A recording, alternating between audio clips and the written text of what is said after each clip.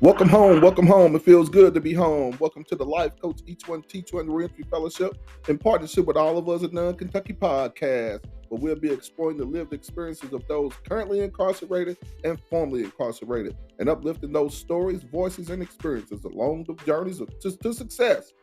So get relaxed and join us as we uplift those voices. I'm your host, Savvy Shabazz.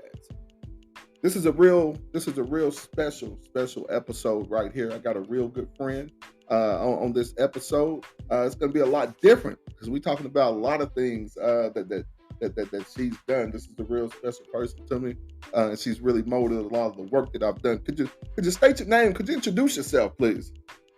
Thank you, Savvy. I'm excited to be here. My name is Shameka Parrish-Wright. Hold on. I thought your name was mayoral candidate Shameka Parrish-Wright.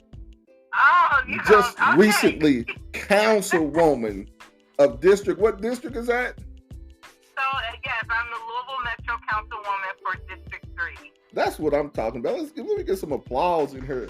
Like, she's talking about, I'm Shameka Parrish-Wright. No, you are Councilwoman Shameka Parrish-Wright. Let's get it right. For that name. That's, your name is your brand. So, I'm so used to saying that. You're right. I have to add in Councilwoman Shameka Parrish-Wright. And this is just recently too, right? When did you get this? Like, I know this, but I want to hear it from your mouth. Yes, on November the 7th, I, as the Democratic nominee, won my special election for a vacated seat for Louisville Metro Council District 3. And I had an independent challenger. I got about 90% of the vote.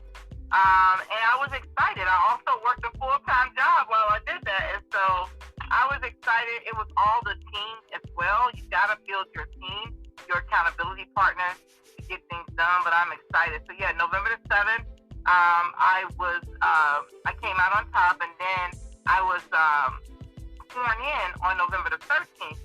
But this Thursday, November the 30th, will be my ceremonial official swearing in with other two council members who were also victorious on November the 7th. It's big congratulations. Is that an invite, November 13th?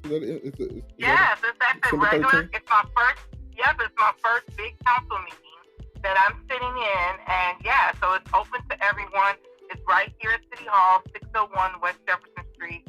Starts at 6 o'clock, and I'm excited.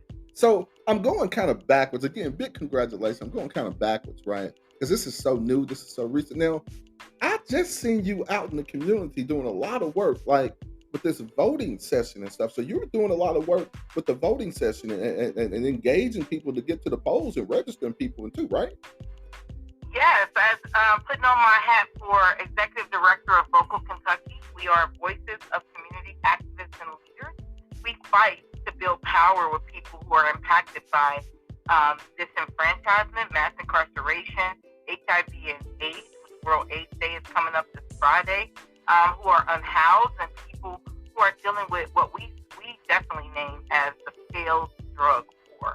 And so, in partnership with Black Votes Matter, the Black Voters Matter Fund, several of local and statewide community organizations, KSET and K, which is a state table that we're a part of, and other organizations, we launched our first Vocal Kentucky Vote, led by our very own Stephanie Johnson, who was also directly impacted by incarceration. Yes, congratulations with that too. I've had the opportunity to attend a few of those meetings and work with a couple of those people. Me and Stephanie actually traveled to the Clean Slate Conference in Oklahoma this year. Oh, that's right. She's doing great work. A big hands up to you, big applause. Let me give you some more applause too. You just hit us with a whole lot, like city council person, mayoral candidate, executive director. Like, you just hit us with a whole lot. But I want to go back because one of the things that I really wanted you on the show for, Shameka was one of the first people I met when I got here to where we at. Where's your location at? Where we at in the great city? And we're in Louisville, Kentucky. Louisville, Kentucky. When I first got here to Louisville in 2010, Shameka was one of the first people that I met. I always uplift those people and those voices. It was a group of you all that were just like, hey, Savvy, there's a meeting tonight at such and such. You might like this. You might want to come. And I started coming. And I noticed that when you do this work, you run into the same people over and over again. And that's how me and Shameka linked up. Like she would invite me. I remember one of the first things you invited me to. I think you were doing work with the great Judy Jennings, and you all were at the Urban League. And I walked in, it was like workshops, working with people coming home from incarceration, and we were like making like poster boards and all kind of different crafts and stuff. And I'll never forget that. That was like 2010, 2011, and then we just start seeing each other in different places, and before you know it, I'm in community events and I'm doing this and that. So I always try to uplift that, because you were definitely one of the first people I met that introduced me to what community organizing looks like. And that's I've come to find out that's one of my passions. So when we met, I remember you were telling me that you had a brief stint or experience with incarceration. Yeah. And you continue to fight for those efforts. Shameka, we've even been to Frankfurt together, talking to legislators, sharing our stories with legislators. So one of the things I always like to ask people is like, how did that affect your family? I just seen your children. I remember meeting them at that crafts event at the Urban League. Your children are grown. Yes, I have 6 children, 3 grandchildren. My kids are, I say kids, but my young adults are 30, 31 actually, 26, 24, 21. Those are all girls. And then my boys are 14 and 15. And I have the 3 grandchildren. 2 of them are 4 years old. And then 1 is 2 years old. And he kind of runs everything. I started out young. I'm 46. I had my first daughter when I was 15. I grew up with a lot of chaos and, just living a life, being poor, dealing with all the things that comes with poverty. And I grew up in Cincinnati, Ohio. My father, who I lost in 2015, sorry to hear that. I appreciate that. Was in and out of jail 40 of his 56 years on this earth. And, I was his only daughter. And he would often say to me, he didn't want me to follow that path, And so I'm thankful that life has been kind to me, and I've been really active and motivated. But I do this work because I was the daughter of a crackhead. I was the daughter of a person that people wrote off. And that daughter of the crackhead, we got something to prove. You come up through the crack era, and you had to endure all the things that come with that. Watching my uncles, watching all the black men that no one loved, get carted off on this failed drug war. I was in a DARE program. I almost became a police officer. I have family that's police officers. But if you roll back the layers with me, I'm that little black girl who was going to that jail, visiting her dad, and wanting her dad with her, and he was with me the best way he could. He couldn't draw a lick, but he would pay people to draw me cards, and always make sure I had a birthday card, and he would get tattoos, got my name tattooed on him and all my kids, and he tried to give to me in the way he could. Yeah. He knew he couldn't be the father he wanted to be, so he really worked hard to instill. He wanted me to be book smart and street smart, and that's who you have in front of you, somebody who's been there, done that, and got the t-shirt, but also relate, because my brother, the same judge that sentenced my father to 10 years in his 30s, sentenced my brother to 10 years, and my brother got out in May of 2020, and I'm so thankful for you and all of us none, and all the work that you do. You all were able to help my brother, who he got COVID from jail, and so we had to put him up in a hotel. And just today, Savvy, it's ironic, just today as I got to my office in the Hayburn, and I've been in there, I had that office when I was homeless in 2014, but I got the mail, and there was a gentleman named James who wrote me a letter. He just went up before the parole board. And so, I've had people write me right there at the Hayburn and say, hey, I remember when you came into North Point 17 years ago. I remember when you were with the Kentucky Alliance, and you all came here every month, and you did your newsletter and with Alan Barnett and so many amazing people. So this work around prisoners' rights, ending mass incarceration, bail reform, it's my life. Criminal legal reform is my life, because I had no choice. I was born in it, and it's going to always be a priority of mine. I've heard you twice since we've been on mention this failed drug war, and one of the questions that I always ask when I'm talking to people that circle of that demographic is, when did that war end? You know, all wars have an ending date, right? Mm-hmm. When did that war end? And every war has someone had to win, right? Who won that war? You know, are these Yeah. questions that can be answered? Is the war still going on? Like, how do you feel about that? Because I always like to pose those questions about that drug war. Like, when did it end? Who won? Nobody won. It's still going on. The VA themselves just turned 50 years old. I got to, we did a protest this past summer with People's Action, and I got to talk about the failed drug war right in front of the DEA, the Drug Enforcement Agency. They have a freaking museum there where they've broken up so many families. They've cost people their lives. Them themselves have a lot of trauma and lives lost, and all those things, corruption, and all those things connected. But yes, this failed drug war continues to go on, and now they're raising it on the people who are at the bottom of dealing with this, the people who have bottomed out, who aren't dysfunctioning, who have like been incarcerated or going in and out of hospitals.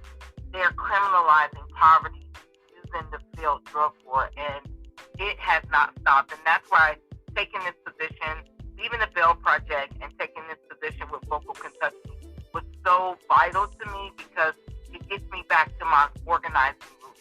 Because we not only have to have service, we got to have advocacy to fight for human rights for everyone, the least of us and everyone else in between. So it's, look, audience, like, it's getting ready to get good in here, right? She just mentioned the Bail Project, so we'll fast forward a little bit. And Shameka, we met at the Bail Project, and Shameka was my supervisor. Shameka fought to get me hired, a formerly incarcerated person, right? And can you tell us a little bit about what did you do at the Bail Project? It's just so much on this resume. Like, tell us a little bit about the work at the Bail Project. Some people, they'll stop me and they're like, how you do what you do? And one man said, one thing about you don't give up. I don't give up on my people. I definitely don't give up on my Black men and our young people, our seasoned people, our people who are dealing with disabilities.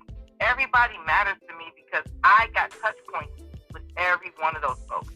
Even with HIV and AIDS, I've watched my family deal with opioid crisis, the heroin usage. Way when I was younger, I saw people dying, and I saw my mom and my father struggling with opioid use. So I don't know how I turned out the way I did, but I believe I'm living on the prayers of my ancestors. And so to me, it's my rent, it's my duty to this life and to this world to take action. And that's what I'm about. And I was actually approached all these last few jobs I've had over the years. I don't know about you, but people have approached me and said, hey, you should apply here. And Shelton McElroy approached me in 2018 while I was doing visitations with the special projects in the basement of the jail, doing visitations on the weekends, and doing art projects with the young people as they visit their loved ones and families, helping the families write letters and communications. Remember how vital those letters were from my dad from the jail all those years. And so I did that, and then Shelton said, I'm looking at all these applications here. We're opening up a new organization called the Bail Project. And I was like, what? And he was like, yeah. I said, well, that would have helped me when I was 18 years old. Yeah, definitely. And I was locked up on a $10,000 bail. And even though it was 10%, it was $1,000 my family couldn't afford. And if I was locked, if I had the Bail Project back then, Savvy, I still went to college, but I could have went to college, raised my daughter, and dealt with my case all in one. And so I was honored that Shelton thought of me, and I missed the deadline. And he called me back, and he was like, Shameka, are you going to get this in? And he got it in, and I interviewed with Ezra, and I said, you going to let me do it this way? See, back then, we had a couple debit cards, we had a form, and we were told to bail out as many people as possible with, of course, certain criteria, because we only could do mostly 5,000 and below. But I said, you only got to tell me twice how I can save people, and I would do it. Yeah.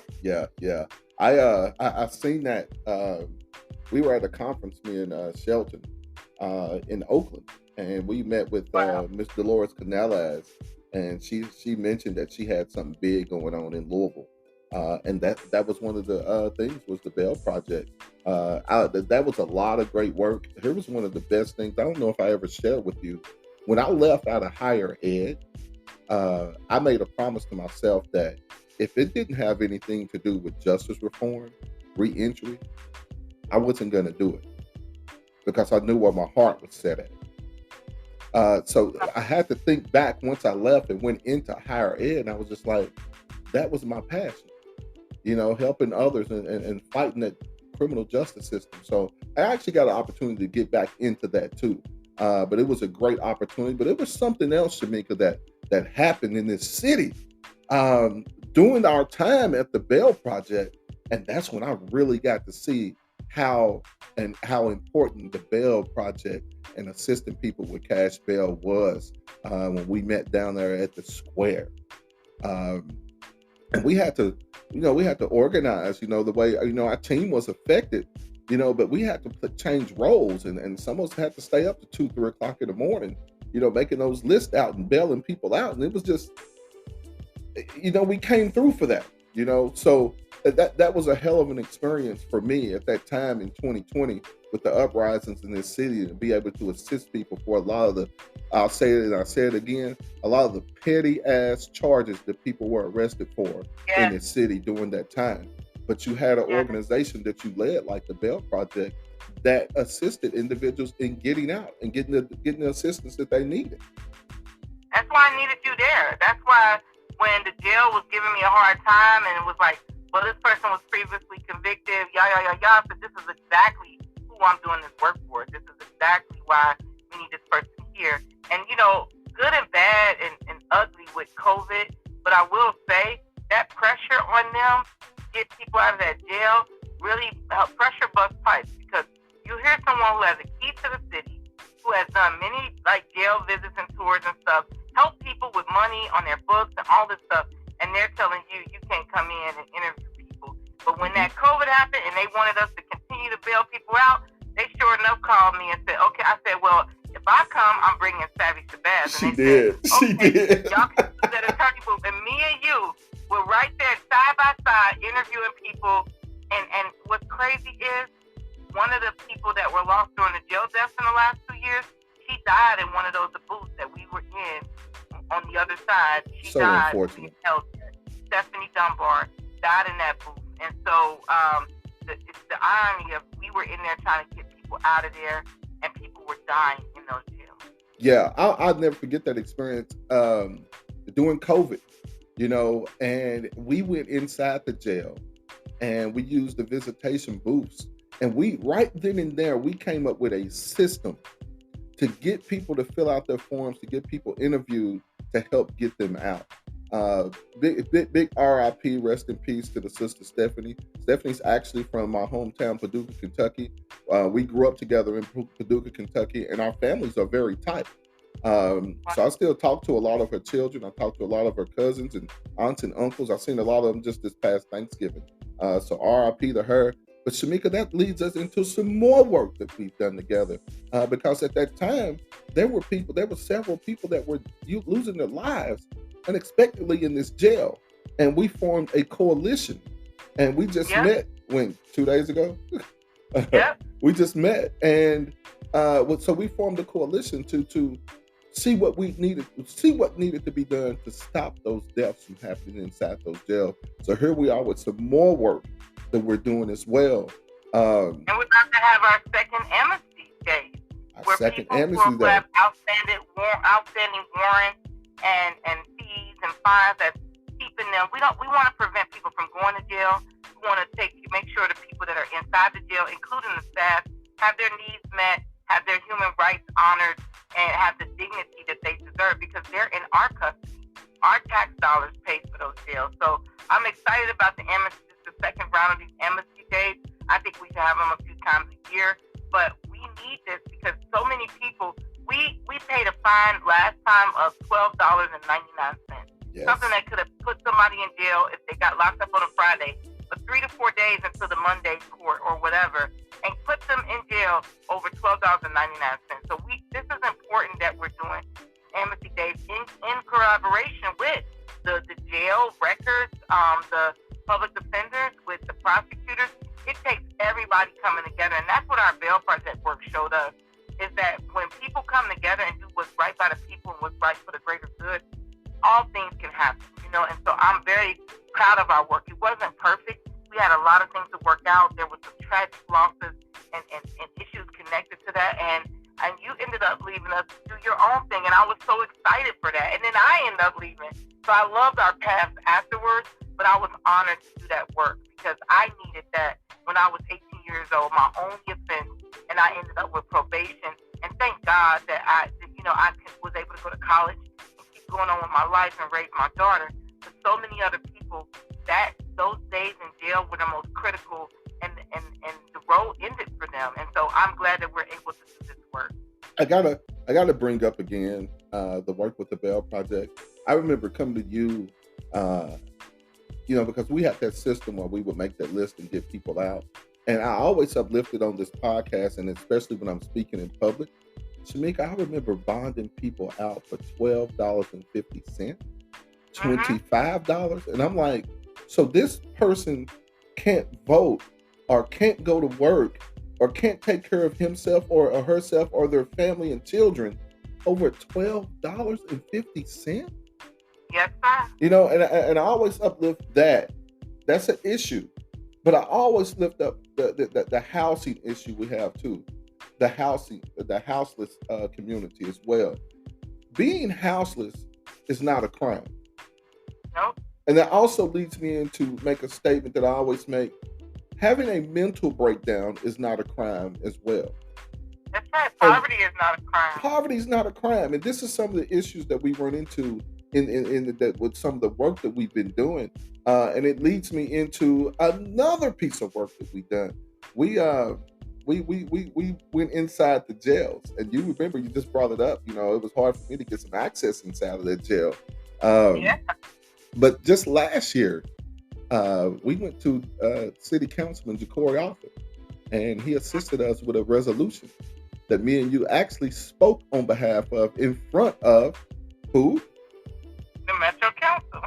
Which you are a councilwoman now, right? Yeah. And the resolution passed, and it opened up the doors for us to go inside of the jail and do voter engagement and education work and register eligible people inside of the jail here in Louisville Metro Detention Center. And I had to uplift that because you was a very big part. I'm just sitting here thinking we got a whole lot of pictures of work and stuff that we've done too, right? But leading into that, it spread it statewide. And so now you got several other cities and counties that jails are allowing eligible people to vote inside of those jails. Yes. So that's some of the work that we've done. And I'm super excited about it to see you take this position and see what leads next. One of the next questions that I do have, I always ask is, you work with so many people coming home from incarceration, whether it be jail, whether it's prison, right? Yes. What resources or services are you seeing or have you experienced that people need once they are released? What you started this conversation off with, housing, transportation, the basic needs of hygiene. I even help give people bus passes, things that can help them make it. ID should be automatic. Yes. Because in our city, you need, in many counties in Kentucky, you need an ID to access services. So that is so vital. But the jail should be making sure that happens. Exactly. That happens. But yes, wraparound services, and then also connecting them to advocacy, connecting them to what you do, connecting them to what I do. Because we need people who are directly impacted to be at the decision-making tables to help come up with the solutions. Because I'm tired of people who ain't been there and done that, who don't know what they're talking about, making decisions that impact our lives. Big applause. So we need them. Yeah, we need them in position, and we need them to get their rights back so that they can vote, so they can do all the things. Like, the most honorable moment is I worked with an amazing Black black man, and I'm sorry I didn't get that letter in time, but you got so much support, and you got your rights back to vote from Governor Beshear. And I am so honored that happened. I brag about that every time. And I remember you and Carrie, y'all, we were working together still. Yeah. I said, y'all went up to Frankfurt, and I said, oh, this is the work. This is why we do this work. Yeah. I'm honored. And that pardon was signed, and we put that work in during COVID and during the Breonna Taylor uprising. Yep. Like, all of this was happening at all the same time in 2020. I'm really excited, for the new role that you've taken on. True community person. You can see her out in the community at all times. This is the work, just like you said. So you gotta have me back, and we can break it all down. Oh, so definitely, because it's so much. Back. So much. It's so much work. Like, think about everything that we've talked about, the work, not only that you've done, but we've done together, right? Yes. So I gotta ask you before we close. What do you listen? Give me 3 songs that you listen to get you through. Oh, wow. Nobody asked me this. So it is Tupac Tuesday. You know how I feel about She Tupac. Does have Tupac Tuesday. I remember that too. Yes. So I like Smile, and that's really by Scarface and Tupac. I just love that. I love Damian Marley. It's important that people know their roots and their history. So I love anything by Damian Marley, but one of the things that helped me get by is understanding that the truth and the light, and he talks about that in a lot of his music. So, the vision of what people see. Also, I like It Ain't Easy. That's by Tupac. It Ain't Easy. Classic. And then I'm gonna go even Juvie, Bounce Back. You gotta bounce back. You gotta show them people what you made of. So Bounce Back by Juvenile. So these are the songs that keep that work going, keep them wheels turning when it's deep in that mud, right? So before we close, I always have to ask, because there's a lot of education with this too.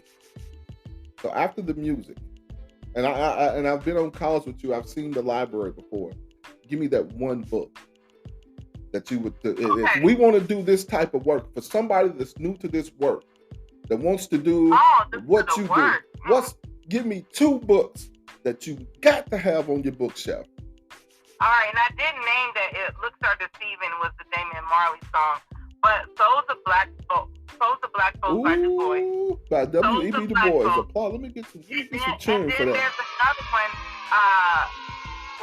it's another one that's a classic, and I'm trying to remember it. I love anything Langston Hughes. So anything Harlem Renaissance and Langston Hughes. But there was another one that I can't think about. But it's about things that pass and about a black village. I can't think of it now. But if you do Langston Hughes and you do Souls of Black Folks, you pretty much, and then Prisons Are Obsolete by Angela Davis, you pretty much got it. Gotcha. One more thing before I close out. You guys, I got an email today. You got some events coming up. Can you run it down to those dates and times real quick? Oh, I appreciate this. Yes, on the 1st, which is Friday, we have the World AIDS Day. And that's at 10 o'clock right here, right at the courthouse, right at Injustice Square, 600 West Jefferson Street. We'll be there at 10 o'clock to 12. We're going to do free testing. We're going to honor the people who are living with AIDS and HIV and the people we've lost to AIDS and HIV. And then we also have, on the December the 15th is our big grand opening. We got a new building right by Brooklyn Broadway. Big congratulations for that. 723 South Brook Street, and that's from 2 to 6. That's our grand opening. We want everybody to come in, learn about vocals, see what we're about. And then that other book, the book title is Things Fall Apart. Things Fall Apart. So come check us out for World AIDS Day on Friday. Come check us out on December the 15th from 2 to 6. Brooklyn Broadway, 723 South Brook. And then also remember, Things Fall Apart. Thank you for joining the Life Coach Each One Teach One Reentry Fellowship in partnership with All of Us in the Kentucky podcast. Welcome home, where we have again explored the lived experience of incarceration from the experts of formerly incarcerated people and directly impacted people. Join us every Thursday or Friday, because sometime I may be running a little late, for a new episode of welcome home. You can contact us at Life Coach